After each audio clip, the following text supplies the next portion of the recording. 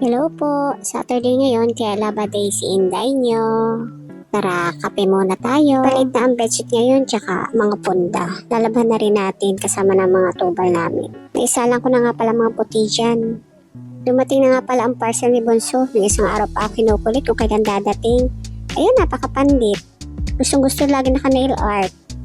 Daig pa ang kanyang mimi sa kaartihan. Sabi ko maligo na muna bago niya ilagay.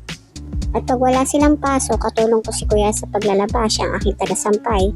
Mas mabilis ako matapos, hindi rin ako masyadong napapagod.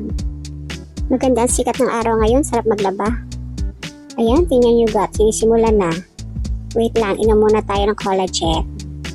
Nasimulan na nga pala niyang ilagay mga nail art niya. Siya lang una naglagay niya. O diba, ang ganda, ang pandit. 4 kids nga pala ang in-order ko sa kanyang design. Ayan o, girl na girl. Ang cute. Siya lang naglagay niyan. Diba ang galing? Sabi niya ako na maglagay sa kabila niyang kamay kasi mahirap. Hindi pa kami magkaintindihan dyan sa paglalagay. Aba, sabi ko maghuhugas pa rin siya ng pinggan kahit naka-nail art siya.